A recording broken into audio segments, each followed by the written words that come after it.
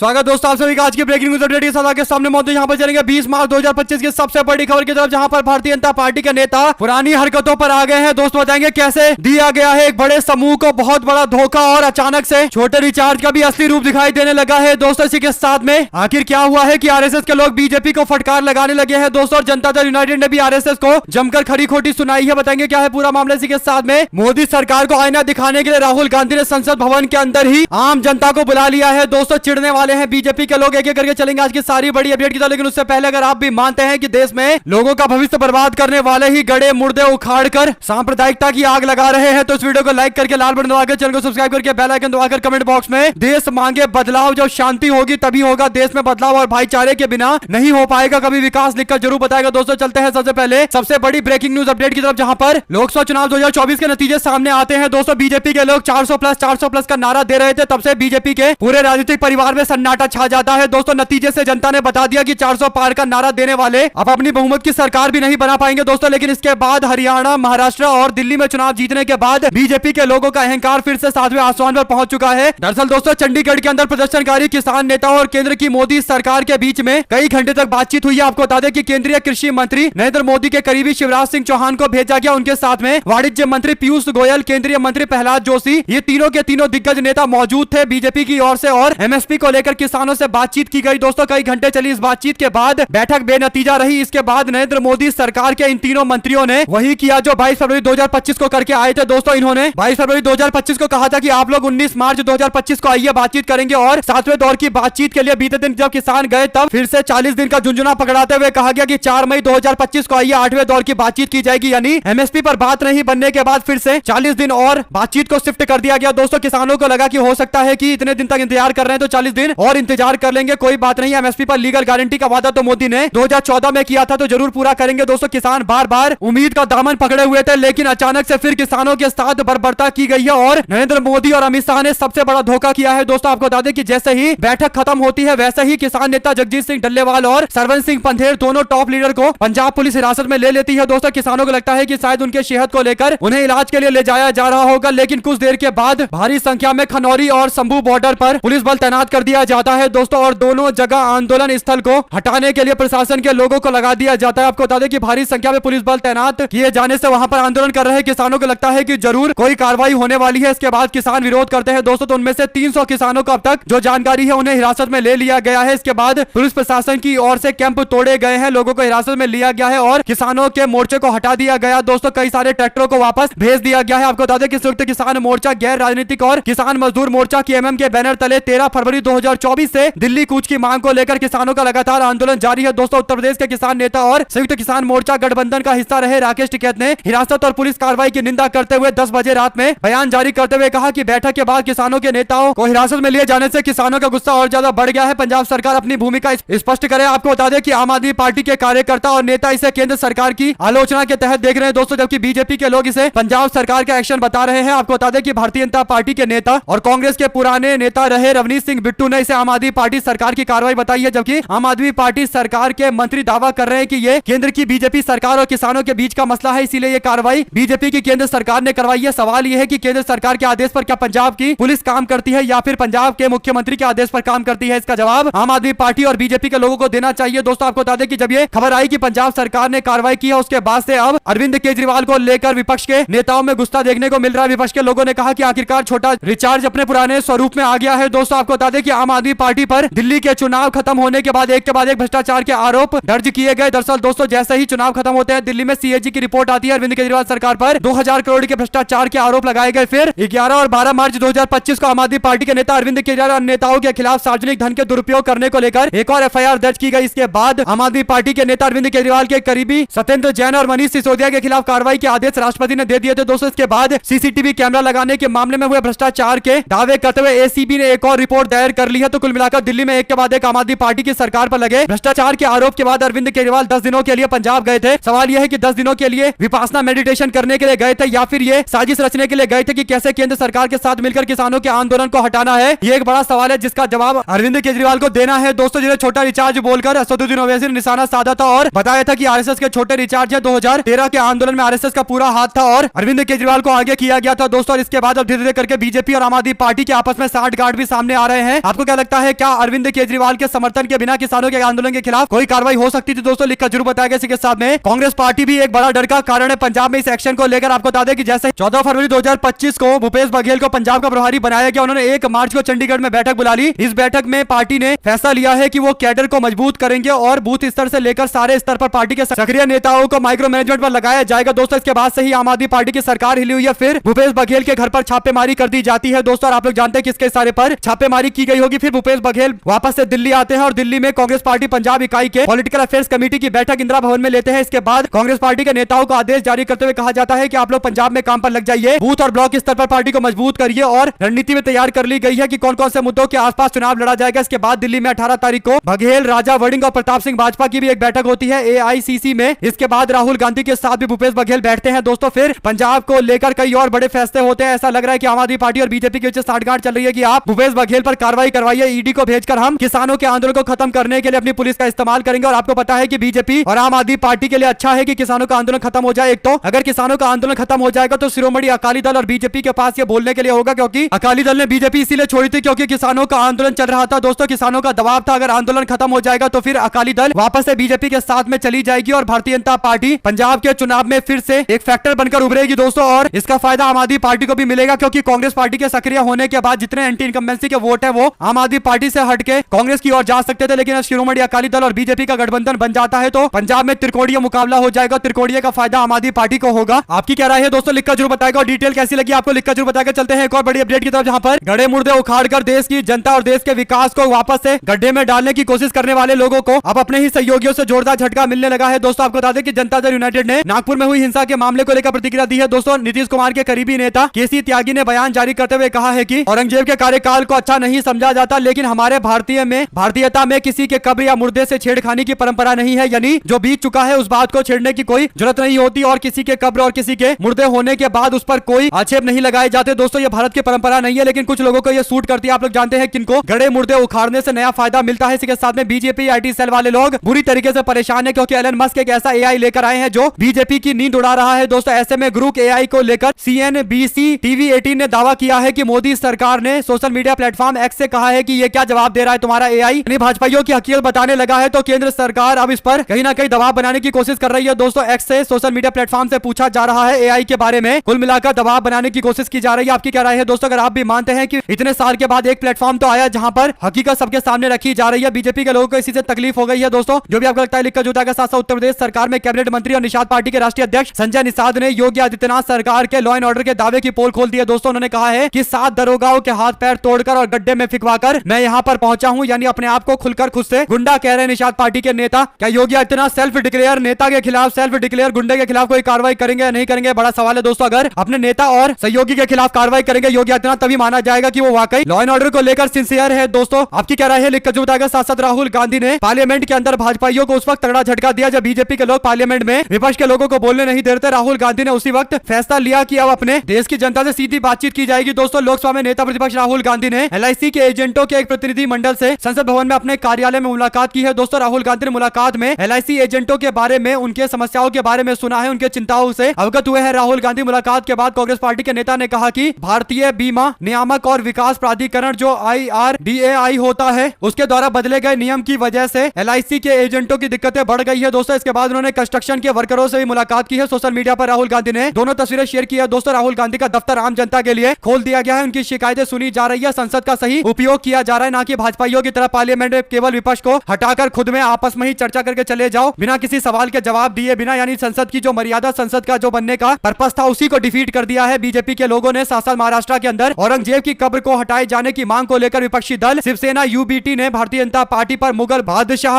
औरंगजेब की छत्रपति शिवाजी महाराज से अधिक महत्वता को लेकर आरोप लगाए हैं दोस्तों। दावा किया गया है कि बीजेपी के लोग आजकल औरंगजेब की ज्यादा बातें करते हैं, छत्रपति शिवाजी महाराज की बातें नहीं करते। शिवसेना UBT के नेता बाला साहब ठाकरे ने कहा कि केंद्र को राज्य में दंगों को रोकने के लिए छत्रपति संभाजी नगर स्थित औरंगजेब के मकबरे को संरक्षित स्मारक का दर्जा हटा देना चाहिए दोस्तों। यानी लोगों को कैसे मूर्ख बनाया जा रहा है आप इस बात से समझिए कि पहले बीजेपी की महाराष्ट्र सरकार एरिया को प्रोटेक्ट करती है, प्रोटेक्शन देती है संभाजी नगर में मौजूद औरंगजेब के मकबरे को, और फिर कुछ हिंदुत्ववादी संगठन आकर उसका विरोध करते हैं, आंदोलन करने की बातें करते हैं। यानी चित भी मेरी पट भी मेरा, जब चाहे मीडिया में इस मुद्दे को इस्तेमाल करके ध्यान भटकाने का काम किया जाता है दोस्तों। आपकी क्या राय है लिखकर जरूर बताएगा। इसी के साथ में नागपुर वाले मामले को लेकर दोस्तों आरएसएस की ओर से भी बयान जारी कर दिया गया है। आरएसएस के सुनील अंबेडकर ने बयान जारी करते हुए औरंगजेब की आज कोई प्रासंगिकता नहीं है, इसके साथ ही हिंसा समाज के लिए ठीक नहीं है, ये बयान दिया है। दोस्तों आरएसएस के बयान का स्वागत शिवसेना, यूबीटी और एनसीपी एसपी ने किया है। आपको क्या लगता है दोस्तों, लिखकर जरूर बताएगा कि आरएसएस के लोग ये बयान देकर मामले पर खाना पूर्ति मात्र करने की कोशिश कर रहे हैं। इसी के साथ में उड़ीसा के मुख्यमंत्री मोहन मांझी अपने गृह जिले केंदुझर में गए थे लोगों की जन पंचायत लगाने के लिए, लोगों की बातें सुनने के लिए, लेकिन जन सुनवाई के दौरान किसानों ने जोरदार विरोध कर दिया। दोस्तों किसानों ने कहा कि उनकी फसल का उचित दाम मिल नहीं रहा और जिसके कारण वो परेशान है। दोस्तों इसका जवाब मुख्यमंत्री के पास नहीं था, मामले को जैसे तैसे दबाने की कोशिश की गई। कुल मिलाकर भारतीय जनता पार्टी के मुख्यमंत्री एक कंट्रोल तरीके से, प्रशासन के इंतजाम के तरीके से कार्यक्रम का आयोजन करवाते हैं दोस्तों, लेकिन जब हकीकत उनके सामने आ गई, उनको पता चल चुका है कि राज्य के किसान बुरी तरीके से प्रभावित है, तो मामले पर कहीं ना कहीं पुलिस का इस्तेमाल करके किसान को बाहर का रास्ता दिखाया गया है। दोस्तों अगर आप भी मानते हैं कि कितनी भी हकीकत छुपाए, लेकिन हकीकत को सामने आने से कोई नहीं रोक सकता। बीजेपी के नेता मोहन मांझी सबके सामने एक्सपोज हो गए, धीरे करके और भी नेता एक्सपोज होंगे, तो अपनी राय जरूर बताएगा। इसके साथ में पंजाब के मुख्यमंत्री भगवंत मान दिल्ली में है दोस्तों, और आम आदमी पार्टी के नेता अरविंद केजरीवाल पंजाब में है। ऐसे में पंजाब पुलिस के द्वारा संभू और खंगनौरी बॉर्डर पर किसानों को हटाए जाने वाले दिनों में आम आदमी पार्टी की बड़ी मुश्किलें और ज्यादा बढ़ने वाली है। आपको बता दें कि जिस तरीके से किसान को ले जाते वक्त उनकी पगड़ी भी हटाई गई है दोस्तों, ये मामला काफी ज्यादा लोगों के बीच नाराजगी पैदा करेगा और कहीं ना कहीं आम आदमी पार्टी सरकार के आने वाले चुनाव के लिए उल्टी गिनती शुरू हो चुकी है, इसमें कोई दुराई नहीं है। अगर आप भी मानते हैं कि अरविंद केजरीवाल पंजाब सरकार चला रहे हैं और ये उनकी बहुत बड़ी गलती है, इसका नुकसान उनकी पार्टी को झेलने को मिलेगा, तो अपनी राय जरूर बताएगा। इसी के साथ में बीजेपी के एक से एक नेता है दोस्तों जो दुनिया भर के पूरे ब्रह्मांड की जानकारी देते रहते हैं। ऐसे ही भारतीय जनता पार्टी के नेता है शुभेंदु अधिकारी, जो नए नए भाजपाई बने हैं और चीट फंड के घोटाले के इन पर आरोप थे दोस्तों, अब बीजेपी की आवाज बन गए हैं, तो बीजेपी की भाषा भी बोलेंगे। इन्होंने अमेरिका में सुनीता विलियम के स्पेस से वापस अमेरिका लौटने पर, दुनिया में लौटने पर बयान जारी करते हुए सुनीता विलियम को सोनिया विलियम बोला और उसके बाद सुनीता यूनियन बोलकर संबोधित किया। दोस्तों ऐसा लग रहा है कि भाजपा के नेता को पता ही नहीं है कि सुनीता विलियम कौन है, लेकिन क्योंकि भाजपा में है तो हर चीज पर, हर ब्रह्मांड की चीजों पर ज्ञान बांटना है, तो ज्ञान बांटते बांटते सुनीता विलियम को सुनीता यूनियन बोल रहे हैं। इनको जरा बताइए दोस्तों कि सुनीता विलियम होता है, सुनीता यूनियन होता है या सोनिया विलियम होता है? दोस्तों जरा नाम सही से बता दीजिए इनको। इसी के साथ में सीतामढ़ी में आज 5वें दिन कन्हैया कुमार की यात्रा निकलने जा रही है। कन्हैया कुमार पलायन रोको नौकरी दो यात्रा के तहत सीतामढ़ी का रुख करने वाले हैं। उन्होंने सारे लोगों से कहा है कि आप आइए सीतामढ़ी में। पार्टी के कार्यकर्ताओं को भी एक्टिव किया गया है, आम जनता को भी आने के लिए बोला गया है। दोस्तों 5वें दिन क्रांति का हिस्सा बनकर बिहार की तस्वीर बदलने के लिए अपना योगदान दीजिए। और चौथे दिन देखा गया था कि कांग्रेस पार्टी के नेता कन्हैया कुमार के साथ में कई सारे छात्र नजर आ रहे थे। दोस्तों अपनी सारी मांगे उन्होंने कन्हैया कुमार को दी है। आपको बता दें कि कई सारी ऐसी भर्तियां हैं जो अभी तक नहीं हो पा रही है दोस्तों, कई सारी नौकरियों के फॉर्म कैंसिल हो चुके हैं, कई तो पेपर लीक के कारण मामले पेंडिंग पड़े हैं। इन सारे मुद्दों को एकजुट करके कन्हैया कुमार के नेतृत्व में कांग्रेस पार्टी रोजगार को एक नया पुश देना चाहती है, एक नया समर्थन देना चाहती है, ताकि पूरा नैरेटिव इसी मुद्दे के इर्द गिर्द रहे। दोस्तों साथ साथ झारखंड की राजनीति में एक बार फिर से बांग्लादेशी घुसपैठ के मुद्दे को लेकर बयानबाजी तेज हो गई। लोकसभा में बीजेपी के गोड्डा के सांसद संथाल परगना क्षेत्र में घुसपैठियों के होने का दावा कर रहे थे। विधानसभा सत्र के दौरान नेता प्रतिपक्ष बाबूलाल मरांडी और पूर्व मुख्यमंत्री चंपई सोरेन ने भी बांग्लादेशी घुसपैठी का मुद्दा उठाया। दोस्तों इस पर जवाब देते हुए झारखंड सरकार के स्वास्थ्य मंत्री इरफान अंसारी ने बड़ा बयान जारी करते हुए कहा कि अगर बांग्लादेश का एक भी व्यक्ति संथाल परगना क्षेत्र में मिलेगा तो मैं राजनीति छोड़ दूंगा। उनके इस ऐलान के बाद भाजपा का नेता एक भी बांग्लादेशी का नाम अभी तक नहीं लेकर आ पाया है। दोस्तों आपको क्या लगता है, क्या बीजेपी के लोग हवा में तीर चलाते हैं और कोशिश करते हैं कि इस मुद्दे पर विपक्ष कुछ बोले तो मामले को अलग तरीके से ट्विस्ट किया जाए? साथ साथ राष्ट्रीय लोक जनशक्ति पार्टी के राष्ट्रीय अध्यक्ष और पूर्व केंद्रीय मंत्री पशुपति पारस की पार्टी महागठबंधन में शामिल हो सकती है। पारस ने आरएलजेपी के बिहार में महागठबंधन में शामिल किए जाने का रुख साफ स्पष्ट किया है। दोस्तों उन्होंने कहा है कि पार्टी आगामी विधानसभा चुनावों में बड़ी संख्या में योग्य उम्मीदवारों को मैदान में उतारेगी। दोस्तों उम्मीद की जा रही है कि इनके अच्छे उम्मीदवार होंगे तो महागठबंधन को फायदा मिलेगा, लेकिन सवाल यह है कि कितनी सीटें मिलेगी, क्योंकि महागठबंधन में पहले से ही कई सारी पार्टियां हैं दोस्तों, तो सीटों का स्कोप काफी कम है। क्या कांग्रेस पार्टी की सीटें घटाने की चल रही है तैयारी? बताएंगे आगे, जो भी अपडेट इससे जुड़ी आती रहेगी। दोस्तों इसी के साथ में औरंगजेब की कब्र हटाने को लेकर महाराष्ट्र के नागपुर में हुए जोरदार तरीके के सांप्रदायिक बवाल के बाद 59 किरदारों में से 8 हिंदू संगठन के लोग हैं। आपको बता दें कि विश्व हिंदू महाराष्ट्र में भारतीय जनता पार्टी की सरकार है और अगर विश्व हिंदू परिषद और बजरंग दल के 8 लोगों को गिरफ्तार करना पड़ा है दोस्तों, तो इसका मतलब आप समझिए कि कैसे सबूत मिले होंगे और कितने मजबूत सबूत होंगे। और क्या आप भी मानते हैं कि और भी कई सारे ऐसे लोगों की गिरफ्तारी की जानी चाहिए? तो अपनी राय जो लिखता है। साथ साथ केंद्र सरकार ने संसद में चौंकाने वाला जवाब दिया है दोस्तों। पिछले 10 साल में नरेंद्र मोदी के शासनकाल में ईडी ने 193 नेताओं पर केस दर्ज किए हैं। आपको सुनकर आश्चर्य होगा दोस्तों कि उसमें से मात्र 2 लोगों के खिलाफ ही अभी तक आरोप साबित हो पाए हैं। दोस्तों टोटल 193 नेताओं के खिलाफ मुकदमे दर्ज किए गए हैं और इनमें से ज्यादातर लोग भारतीय जनता पार्टी में चले गए होंगे, इसमें कोई दो राय नहीं है। आपको क्या लगता है दोस्तों, लिखकर जरूर बताएगा। और ये डिटेल में जानकारी आनी चाहिए कि कौन कौन से नेता जेल में गए हैं, आपको कल बताएंगे इसके बारे में पूरी विस्तार से जानकारी। वहीं पर बिहार में कांग्रेस पार्टी ने एक बड़ा फैसला लिया और अपने प्रदेश अध्यक्ष को बदलकर पार्टी ने यहां पर अखिलेश प्रसाद सिंह को हटाकर नए नेता को नियुक्त किया है। राजेश कुमार राम को मैदान में उतारा गया है। दोस्तों राजेश राम चुनाव लड़के 2 बार विधायक बने हैं, कांग्रेस पार्टी के पुराने नेता है और संगठन को मजबूत करने के लिए दिन रात काम करते हैं, आंदोलन करते नजर आते हैं। दोस्तों संघर्ष से जुड़े हुए नेता है, जैसे अजय कुमार लल्लू को पार्टी ने उत्तर प्रदेश के अंदर जिम्मेदारी दी थी, उसी तरीके से संगठन मजबूत करने की जिम्मेदारी राजेश कुमार को दी गई है, जो बिहार में संगठन को मजबूत करेंगे और उम्मीद कर रहे हैं कि आने वाले दिनों के अंदर कुछ बड़ा होगा बिहार के अंदर। और पार्टी क्योंकि अपनी यात्रा लेकर आगे बढ़ रही है और एक ऐसा प्रदेश अध्यक्ष चुना गया है जो मानते हैं कि यह यात्रा निकलनी चाहिए, इसका पूरा समर्थन किया जाना चाहिए, तो उम्मीद करिए कि पार्टी कुछ बड़े आमूलचूल परिवर्तन करेगी। दोस्तों साथ पश्चिम बंगाल के नेताओं के साथ में राहुल गांधी और मल्लिकार्जुन खड़गे ने इंदिरा भवन में बैठक की है। आपको बता दें कि पश्चिम बंगाल को लेकर रणनीति तैयार की गई है। दोस्तों इस दौरान अधीर रंजन चौधरी भी मौजूद रहे हैं, जिन्हें लेकर दावा किया जा रहा था कि ममता बनर्जी के साथ में इनकी नहीं बनती है, इसीलिए कांग्रेस पार्टी इनको बाहर का रास्ता दिखा सकती है। लेकिन अधीर रंजन चौधरी कांग्रेस पार्टी के साथ मजबूती से खड़े हैं। मल्लिकार्जुन खड़गे ने हालांकि उनको लोकसभा चुनाव के दौरान फटकार भी लगाई थी, लेकिन इसके बावजूद खड़गे के साथ मौजूद है और पार्टी को आगे बढ़ाने के लिए उनको भी कुछ बड़ी जिम्मेदारी दी जा सकती है। वैसे ही पुराने कांग्रेसी नेता है तो इनको इग्नोर नहीं किया जा सकता। दोस्तों हमेशा से कांग्रेस के साथ खड़े रहे हैं। साथ साथ नरेंद्र मोदी सरकार से जब यह सवाल पूछा गया कि आप बताइए कि महाकुंभ में कितने लोगों की मौत हुई है, तो नरेंद्र मोदी की सरकार, जिसके एनडीए गठबंधन को नॉन डेटा अवेलेबल पार्टी कहा जाता है, यानी एक ऐसा गठबंधन जिसके पास कोई डेटा ही नहीं होता, नो डेटा अवेलेबल वाली गठबंधन है, तो उन्होंने महाकुंभ में हुई भगदड़ में मौत को लेकर आंकड़े के बारे में कहा है कि उन्हें कुछ पता नहीं है। सवाल यह है कि केंद्र सरकार को छोटी मोटी सारी घटनाओं के बारे में इंफॉर्मेशन होती है और जब प्रयागराज के भगदड़ में कई लोगों की जान चली गई तो ये आंकड़े तो उत्तर प्रदेश की सरकार ने उपलब्ध करवाए होंगे, या फिर हो सकता है कि योगी आदित्यनाथ ने नरेंद्र मोदी को आंकड़े उपलब्ध नहीं करवाए होंगे। दोस्तों ये सोचकर कि ज्यादा जरूरी नहीं है मोदी को बताना। आपको क्या लगता है, क्या योगी आदित्यनाथ ने नहीं बताया या फिर नरेंद्र मोदी सरकार हमेशा से नो डेटा अवेलेबल वाला काम करती आ रही है? तो कोई नई बात नहीं है कि इनके पास कोई डेटा नहीं है भगदड़ से जुड़ा हुआ। जो भी आपको लगता है दोस्तों लिखकर जरूर आएगा। साथ साथ कुछ इतने अनपढ़ लोग होते हैं जिनको विरोध भी करना होता है, जिनकी भावनाएं आहती होती है दोस्तों, लेकिन उन्हें यह नहीं पता होता कि बहादुर शाह जफर और औरंगजेब के बीच में क्या डिफरेंस है। आपको बता दें कि महाराष्ट्र का एक प्रोटेस्ट का वीडियो दिखाया जा रहा है, इसमें दावा किया गया है कि यह प्रोटेस्ट औरंगजेब के खिलाफ किया जा रहा है और तस्वीर बहादुर शाह जफर की लगाई गई है, यानी मुगल शासक अंतिम शासक बहादुर शाह जफर की तस्वीर का विरोध करते हुए उसे आग लगाकर औरंगजेब बताया जा रहा है। क्या आप भी मानते हैं दोस्तों कि कुछ लोग इतने कुपड़ अनपढ़ होते हैं जिन्हें इतना भी ज्ञान नहीं होता कि बहादुर शाह जफर कौन था, औरंगजेब कौन था, मुगल शासन क्या था, हिस्ट्री पढ़ते नहीं है और कॉमन सेंस है नहीं, और आ जाते हैं प्रोटेस्ट करने के लिए, अपनी भावनाओं को आहत होता बताने के लिए, मीडिया में छवि चमकाने के लिए, और इन्हीं लोगों की वजह से कहीं ना कहीं आपस में विवाद जन्मता है। दोस्तों जो भी आपको लगता है लिखकर जुटाएगा। साथ साथ भारतीय जनता पार्टी के आजकल दो सबसे करीबी सहयोगी नेता है दोस्तों, एक तो एकनाथ शिंदे है जिनको बीजेपी ने मुख्यमंत्री के पोस्ट से हटाकर गृह मंत्री बनने लायक भी नहीं छोड़ा, और दूसरे है पवन कल्याण जो अचानक से भारतीय जनता पार्टी के लिए हिंदुत्व के सबसे बड़े चेहरे बनकर उभरे हैं। दोस्तों आपको बता दें कि पवन कल्याण पहले इफ्तार पार्टी में जाया करते थे, मुस्लिम समुदाय की जमकर तारीफ किया करते थे, लेकिन आजकल कहीं नजर नहीं आते, भगवा चोला पहनकर अपने आप को बहुत बड़ा सनातनी बता रहे हैं। दोस्तों उनका 2020 का भी एक वीडियो वायरल हो रहा है जिसमें पवन कल्याण कहते हैं कि मैं एक धर्मनिरपेक्ष व्यक्ति हूं, भारत एक धर्मनिरपेक्ष राष्ट्र है, हिंदू गणराज्य नहीं है, यानी हिंदू रिपब्लिक नहीं है, सभी को धर्मनिरपेक्ष होना चाहिए। वो यहाँ तक दावा करते हैं दोस्तों कि उनके दो बेटे हैं, दोनों के दोनों क्रिश्चियनिटी फॉलो करते हैं, यानी क्रिश्चियन ईसाई धर्म को मानते हैं और अपने आप को एथिस्ट भी बता चुके हैं दोस्तों। लेकिन अचानक से जब उनको राजनीतिक सफलता नहीं मिली तो 2024 में अपने आप को बहुत बड़ा सनातनी हिंदू बताने लगे और उसके बाद से उनका जो पूरा आंदोलन है दोस्तों, पूरी जो पार्टी है उनकी, अब वो भारतीय जनता पार्टी के एजेंडे को पुश कर रही है आंध्र प्रदेश के अंदर। अगर आप भी मानते हैं कि जनसेना पार्टी भारतीय जनता पार्टी का विस्तार कभी आंध्र प्रदेश में नहीं होने देगी और बीजेपी को लग रहा है कि पवन कल्याण बीजेपी का काम कर रहे हैं, लेकिन हकीकत यह है कि पवन कल्याण भाजपा के खिलाफ काम कर रहे हैं। जो थोड़े बहुत वोट बीजेपी को हिंदुत्व के नाम पर मिल भी सकते थे, उन वोटों को जनसेना की ओर ट्रांसफर कर दिया जा रहा है और कुछ दिनों के बाद आप देखेंगे जब केंद्र में सरकार बदलेगी तो पवन कल्याण सबसे सेकुलर नेता हो जाएंगे और तुरंत नरेंद्र मोदी और बीजेपी गठबंधन से अलग होकर जमकर खड़ी खोटी सुनाते नजर आएंगे। दोस्तों इसी के साथ में मोदी सरकार ने संसद में बताया कि 10 साल में ईडी ने 193 नेताओं के खिलाफ केस दर्ज किए, जिसमें से सिर्फ 2 लोगों को सजा मिली है। दोस्तों आपको क्या लगता है, अपनी राय जरूर लिखकर बताएगा। साथ साथ पाकिस्तान के लिए जासूसी करता पकड़ा गया विकास कुमार, कुछ दिन पहले रविंद्र कुमार नाम के व्यक्ति को भी एटीएस ने पकड़ा था, उत्तर प्रदेश के एंटी टेरर स्क्वाड के द्वारा पकड़ा गया था। दोस्तों अब विकास कुमार नाम का व्यक्ति पकड़ा गया है, ये भी जासूसी कर रहा था, पाकिस्तान को सारी इंफॉर्मेशन ट्रांसफर कर रहा था। इसी से आप समझ जाइए कि देश में अगर किसी और नाम का ये व्यक्ति होता तो कैसा माहौल बनाया गया होता मीडिया में और टीवी चैनल वाले चिल्ला रहे होते। दोस्तों साथ स्वामी प्रसाद मौर्य का बीजेपी पर हमला, बोले 2027 में सरकार की विदाई तय है, संविधान सम्मान यात्रा से करेंगे जन जागरण, 2027 के चुनाव को लेकर यात्रा पर निकलने वाले हैं। जनहित हुंकार रथ यात्रा के तहत सिराथू कौसाम्बी में कार्यकर्ताओं को संबोधित करते हुए उन्होंने 2027 के चुनाव की तैयारी में जुट जाने के लिए बोला है। कहा है 27 में भाजपा की विदाई करके रहेंगे। मंत्री संजय निषाद के विवादित बयान को लेकर भी उनका पारा चढ़ा है। दोस्तों संजय निषाद ने मुस्लिम समाज के लोगों को लेकर विवादित टिप्पणी करते हुए उन्हें दूसरा देश भेजने की बातें बोली थी। साथ साथ देश के अंदर जहां पर एक और सांप्रदायिक माहौल बनाया जा रहा है तो दूसरी ओर मैकडोनल्ड तेलंगाना के अंदर सबसे बड़ा इन्वेस्टमेंट करने जा रहा है। दोस्तों अमेरिका की सबसे बड़ी कंपनी मैकडोनल्ड, जिसके बर्गर काफी फेमस होते हैं और आप लोगों ने खाया भी होगा दोस्तों, उन्होंने फैसला लिया है कि कांग्रेस पार्टी की सरकार अच्छा काम तेलंगाना में कर रही है तो वहां पर एक ग्लोबल ऑफिस सेटअप किया जाए। अमेरिका के बाद उनका भारत में तेलंगाना के अंदर एक बड़ा विस्तार होगा। दोस्तों हैदराबाद भारत के अंदर सबसे बड़ा आईटी सिटी बनकर उभर रहा है। सबसे ज्यादा हैदराबाद में कंपनियां शिफ्ट हो रही है। इन्वायरमेंट इस तरीके का है, सरकार लॉ एंड ऑर्डर के साथ साथ सारी मूलभूत सुविधाएं प्रोवाइड कर रही है दोस्तों, जिसके कारण अट्रैक्शन हो रहा है। इन्वेस्टमेंट वाले मूव कर रहे हैं तेलंगाना की ओर और इससे 2000 से ज्यादा जॉब्स होंगे, अच्छे जॉब होंगे, वेल पेड जॉब लोगों को मिलेंगे दोस्तों। इससे तेलंगाना के भविष्य में एक अच्छी बाहर देखने को मिलेगी। अगर आप भी मानते हैं कि तेलंगाना से सटे हुए महाराष्ट्र का हाल देखिए, नागपुर का हाल देखिए और तेलंगाना का हाल देखिए दोस्तों, दो अलग अलग तरीके की सरकार चल रही है, अलग अलग विचारधारा वाली सरकार चल रही है। कहां पर क्या हो रहा है, कहां पर कैसे देश को 300 साल पुराने दौर में धकेला जा रहा है। आप लोगों की जो भी राय हो लिखकर जरूर आएगा। ज्यादा वीडियो को शेयर कीजिएगा ताकि पल पल की सारी बड़ी अपडेट आप लोगों तक लगातार पहुंचाते रहे। बहुत बहुत धन्यवाद। जय हिंद, जय भारत।